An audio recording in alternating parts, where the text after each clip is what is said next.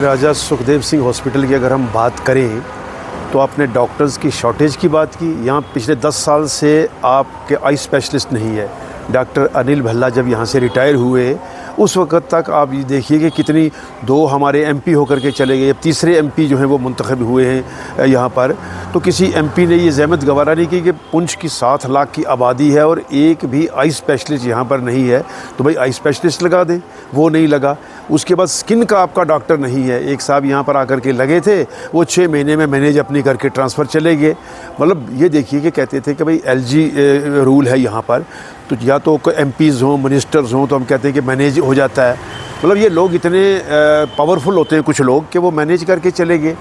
ये जो लोग 10 साल से वो नहीं आया। फैकल्टी जो रिटायर, उस फैकल्टी इतनी कम है यहाँ पर। आप देखिएगा आपको पूरे आंकड़े जो हैं वो मिलेंगे सीएमओ साहब से या अपनी मेडिकल सुपरिटेंडेंट साहिबा से। ये अंडर स्टाफ है, कम से कम 25 से 30 डॉक्टर्सों की यहाँ पर कमी है। उसके बावजूद जितने भी डॉक्टर यहाँ पर हैं वो अगर काम कर रहे हैं तो उनको आफरीन है, उनको हम शाबाशी देनी चाहिए। राउंड द क्लॉक वो जो है वो काम कर रहे हैं। आपने रेफरल हॉस्पिटल की बात की, तो एक पेशेंट जो सीरियस है उसका इलाज अगर यहाँ नहीं हो सकता, बजाय इसके कि वहाँ इलाज करते करते वो बेचारा यहाँ पर जहाँ बाहक हो जाए, तो उसको तो रेफ़र करना है ना। यहाँ पर उतनी एडवांस मशीनरी नहीं है, तो राजौरी उसको रेफ़र किया जाता है। राजौरी वाले भी देखते तो वो आगे जम्मू करते, जम्मू वाले। तो ये रेफ़रल तो एक प्रोसेस ऐसा है मेडिकल मतलब लैंग्वेज में कि जिसका ट्रीटमेंट यहाँ नहीं हो सकता उसको रेफ़र करना पड़ेगा।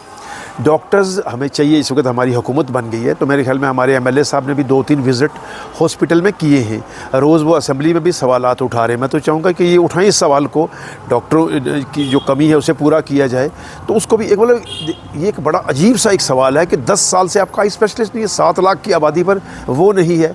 इस तरीके से कभी कभी तो ऐसा भी होता है कि एनेस्थीसिया के डॉक्टर यहाँ नहीं होते। मैंने कई बार देखा है कि हमारे जो मेडिकल सुपरडेंट होते रहे हैं या सीएमओज़ होते रहे, ये आर्मी को रिक्वेस्ट करके एनेस्थीसिया का डॉक्टर यहाँ पर ला करके ऑपरेशन करते रहे। तो किसी तरीके से ये मैनेज कर रहे हैं। पॉपुलेशन आप देखिए कितनी बढ़ रही है। रोज़ कम से कम 50 डिलीवरियाँ यहाँ पर हो रही हैं। हम देखते हैं खून की कमी हो जाती है। सोशल मीडिया पर लोग कहते हैं कि खून का अतिया दीजिए। तो बेकार जितने भी हैं ये बेकार नहीं बैठे हुए हैं, ये राउंड द क्लॉक दिन रात ये काम कर रहे हैं। ये तो मतलब 24 घंटे का जॉब है। तो बजाय इसके कि अगर कोई मसला है तो उसको बड़ी सोच समझ के और सूझबूझ के साथ निपटाना चाहिए। एकदम से ब्लेम गेम हमने करना जी, डॉक्टर ये नहीं कर रहे, डॉक्टर वो नहीं कर रहे, डॉक्टर ये कर गए जानबूझ के। डॉक्टर तो देखिए ऊपर वाले के बाद डॉक्टर ही एक ऐसा शख्स है जो आदमी को जान बख्शता है। तो जानबूझ के कोई भी डॉक्टर किसी मरीज़ को नहीं मारेगा। ये और बातें हैं कि बाद में कभी लोग जज्बात में आ जाते हैं या कुछ लोगों की अपनी ज़ाती रंजिश हो जाती है, उसको कैश करने के लिए एक मुद्दा या एक इशू बना लेते हैं। तो हमें ये चाहिए कि सरकार बन चुकी है। दौरा हमारी जो हेल्थ मिनिस्टर हैं सकीना इत्तू साहिबा, वो यहाँ तशरीफ़ ला रही है। मिल के सारे लोग एक मुद्दा ये उनके सामने डिमांड रखें। आई स्पेशलिस्ट फौरी तौर पर हमें दिया जाए, स्किन स्पेशलिस्ट हमें यहाँ पर फौरी तौर पर दिया जाए। और जितने डॉक्टर यहाँ पर कम, जम्मू में अगर डॉक्टर कम होंगे तो कोई परेशानी नहीं। प्राइवेट हॉस्पिटल्स हैं, आपके राजौरी में कितने प्राइवेट हॉस्पिटल्स हैं, लेकिन पुंछ में प्राइवेट हॉस्पिटल कोई नहीं है।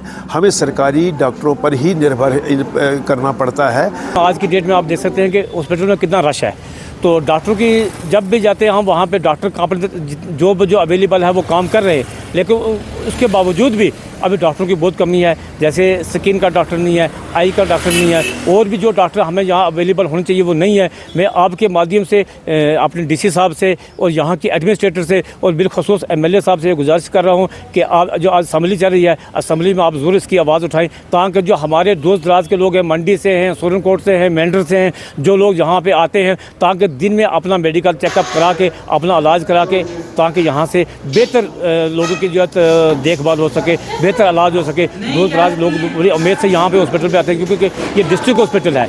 तो मैं आपके माध्यम से डिस्ट्रिक्ट डी साहब को और एमएलए साहब को ये अपील करता हूँ कि यहाँ पे अच्छे डॉक्टर लाएँ। अच्छे डॉक्टर होंगे तो लोगों की अच्छी देखभाल होगी, लोगों का अच्छा इलाज होगा। तो मैं आप लोगों का शुक्रिया अदा करता हूँ। आप जब भी ज़रूरत पड़ती है आप लोगों की आवाज़ को हाई कमांड तक पहुँचाते हैं। जय हिंद, जय भारत। जी, मेरा नाम पानी चौधरी। जी, परेशानी ये है कि जैसे कि मैं सुबह यहाँ 10 साढ़े 10 का आया हुआ हूँ। आप देख सकते हो यहाँ पे कि कितनी तादाद में लोग खड़े हुए हैं और डॉक्टरों की यहाँ पे बहुत कमी है। और जैसे कि ओवर टाइम लगा के डॉक्टर फिर भी अपना काम कर रहे हैं। और यहाँ पे लोग सुबह से आए, हमारी रमज़ान का टाइम है और 3 बज जाते हैं, डॉक्टर यहाँ पे नहीं होते। जहाँ डॉक्टरों की दो तीन दिन की जरूरत है, वहाँ डॉक्टर एक है यहाँ पे मिल रहा है, और ऊपर से आप यहाँ पे स्किन स्पेशलिस्ट नहीं है और उसमें अपना आई स्पेशलिस्ट नहीं है। मेरी गुजारिश है यहाँ हमारे एमएलए से, सीएम से, कि अब सरकार भी बन चुकी है तो यहाँ पे देखें, यहाँ पे डॉक्टर भेजें। डिस्ट्रिक्ट हॉस्पिटल पुंछ में डॉक्टरों की बहुत कमी है। मेरा नाम मोहम्मद इमरान है, मैं आरोग्य मित्र हूँ और ये हमारा इमरजेंसी में आयुष्मान का कैबिन है। और हम यहाँ आयुष्मान पे मैक्सिमम तो हमारे डिस्ट्रिक्ट में गोल्डन कार्ड बन चुके हैं, तो जो नहीं भी बनते वो भी हम बनाते हैं और मैक्सिमम हम पेशेंट को ट्रीटमेंट जो है वो गोल्डन कार्ड पे देते हैं। टेस्ट जितनी भी इन्वेस्टिगेशन है, जितनी भी मेडिसिन है, सब हम फ्री देते हैं गोल्डन कार्ड पे। तो इसके अलावा यहाँ पे सीटी स्कैन भी करवाते हैं गोल्डन कार्ड पे, अल्ट्रासाउंड, जितनी भी इन्वेस्टिगेशन और इन्वेस्टिगेशन जो भी है वो सब हम फ्री देते हैं। उनका बनाते हैं हम, इसलिए उनका बना के फ़ौरन उसको अप्रूव करवा के तो नेक्स्ट डे उसका ट्रीटमेंट गोल्डन कार्ड पे शुरू कर देते हैं। हम 100% हम जो हम यहाँ बेनिफिशियरी जो हैं वो गोल्डन कार्ड पे ही इस हॉस्पिटल में इलाज ले रहे हैं। मैं doctor Kamrunnisa, consultant anaesthesia, district hospital Poonch. मैं अपने एज एनेस्थेटिस्ट अपने डिपार्टमेंट के माध्यम से बोलूँगी कि हमें क्या प्रॉब्लम आ रही है। हम 3 लोग हैं यहाँ पे एनेस्थेटिस्ट। मैं हूँ, डॉक्टर मुकर्रब हैं, डॉक्टर शफीक हैं।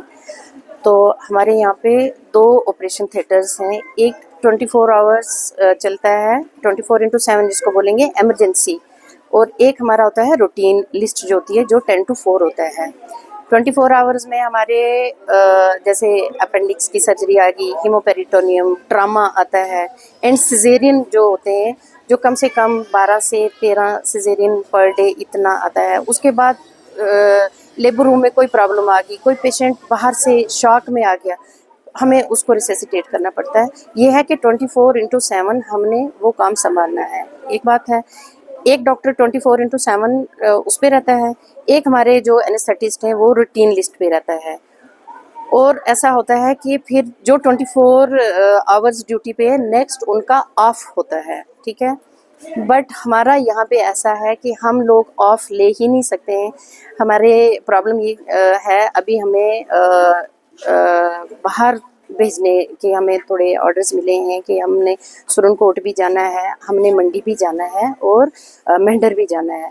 हमें जाने में कोई आपत्ति नहीं है, ना ही हम इनकार कर रहे हैं कि हम नहीं जाएंगे।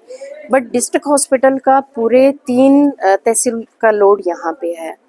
तो मैं आपके माध्यम से अपने हायर अथॉरिटीज़ से, अपने जो हमारे कमिश्नर हैं उनसे, अपने सीएमओ सर से मैं ये रिक्वेस्ट करूँगी कि हमारा बर्डन कम किया जाए।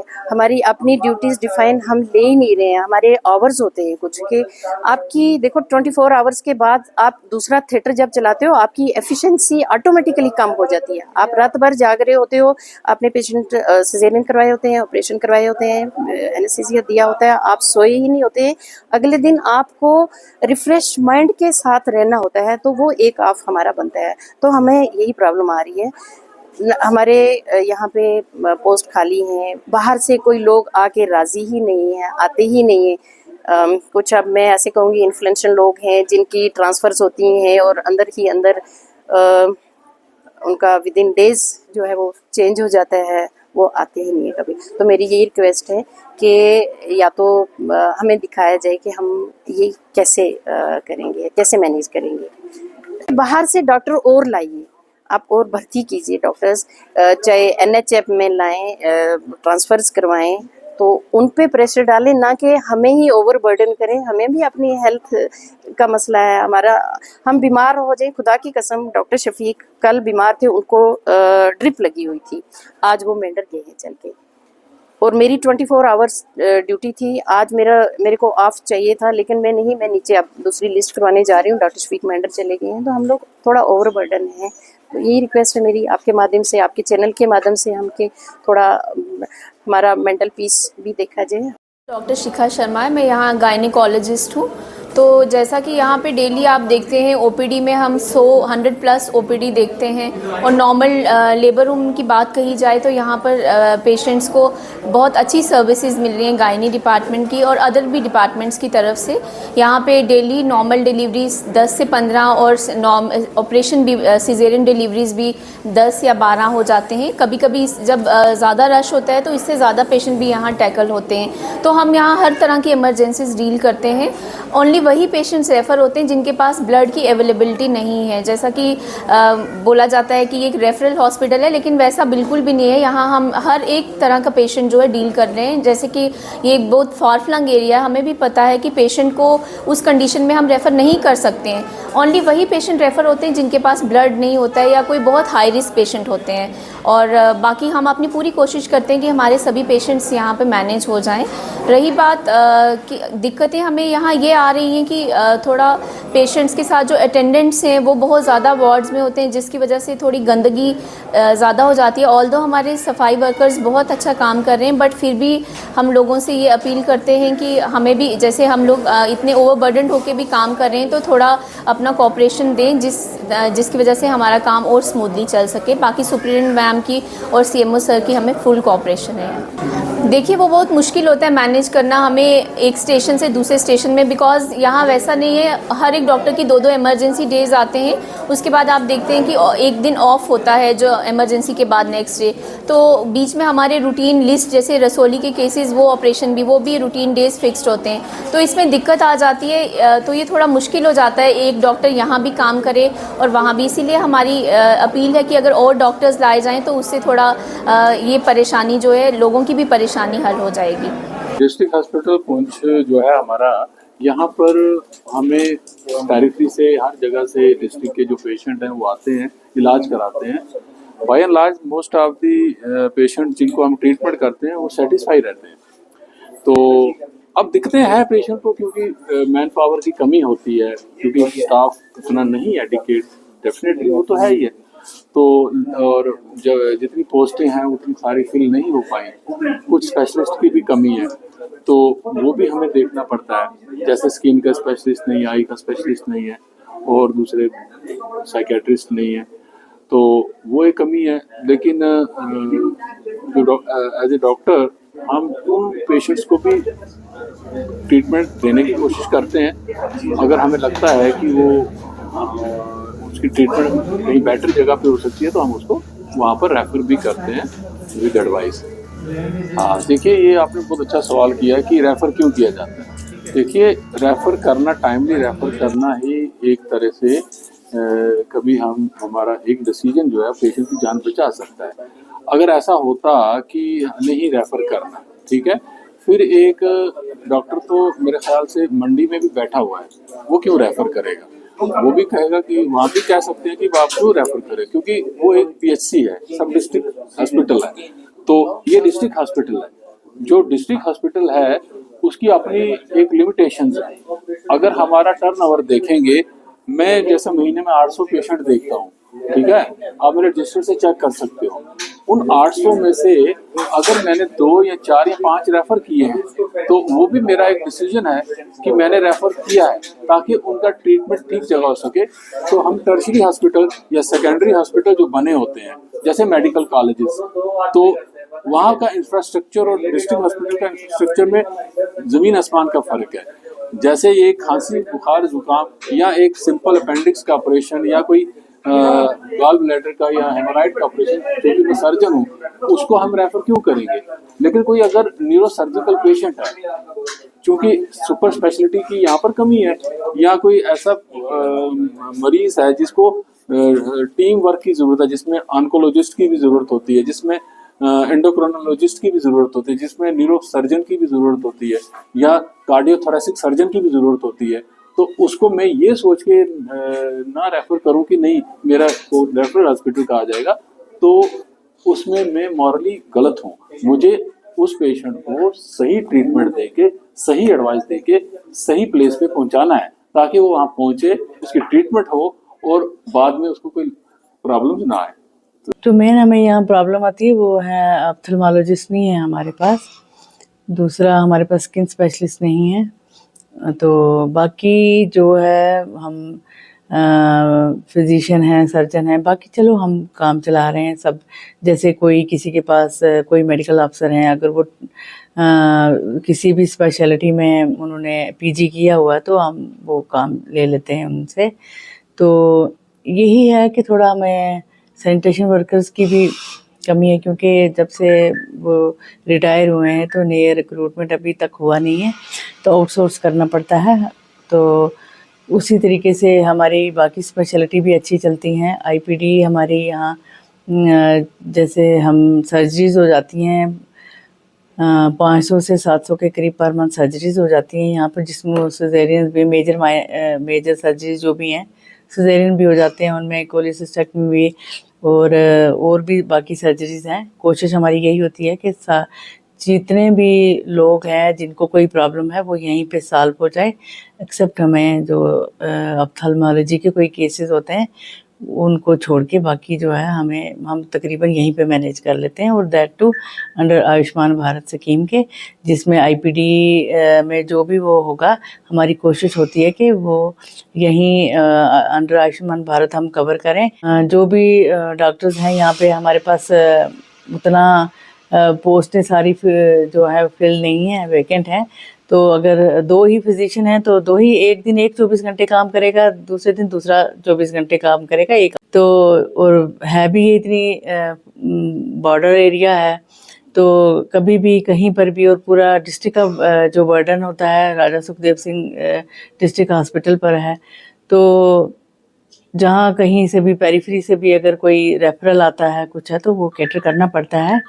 तो करते हैं डॉक्टर्स भी, वो अपनी जो जितना उनकी ड्यूटी आवर से बढ़कर काम करते हैं, इसमें कोई शक नहीं, करते हैं डॉक्टर्स। नहीं, उसके लिए भी हमने जो हमारा ये टोकन का मामला है, जैसे स्कैन एंड शेयर का, ये तो हमें करना होता है। ये तो ऑनलाइन सिस्टम में जाने के लिए और आभा कार्ड में इनका एंट्री होने के लिए कि हर चीज़ जो है हर पेशेंट, ये पेशेंट के फ़ायदे के लिए है कि जब आप आभा कार्ड आपका बन जा रहा है तो उसमें आपको जो है ना इन्वेस्टिगेशंस उठा के चलना नहीं पड़ता, वो सारा उसमें रजिस्टर हो जाते हैं। तो इसमें भी लोगों का फ़ायदा है जिनके पास स्मार्टफोन नहीं है। हमारे वहाँ पे हमारे लोग लगाए हुए हैं, 3-4 लड़के हैं, वो हेल्प करते हैं उनकी, और जिनका नहीं हो तो उनको तो हम ऐसे करके पर्ची काट के दे देते हैं। वो ज़रूरी नहीं है कि वो हमने उसको भी परेशान करना है। हमारी कोशिश यही होती है कि जिनके पास स्मार्टफोन है, चलो वो स्कैन एंड शेयर का वो कर लें। बाकी जिस किसी को कोई प्रॉब्लम है वो भी हमने इंस्ट्रक्शन दी हैं स्टाफ को कि उनको वैसे हेल्प की जाए ताकि उनको कोई प्रॉब्लम नहीं आए। मेडिसिन भी देते हैं, हमारी एक फार्मेसी है अंदर, GR अंडर 1 रूफ है, तो वैसे ही हम रजिस्टर करके रजिस्ट्रेशन के बाद जो उनका है ऑनलाइन सारा मेडिसिन भी देंगे। तो कोशिश यही है कि ट्रांसपेरेंसी जो है पूरी मेंटेन रहे। Thank you.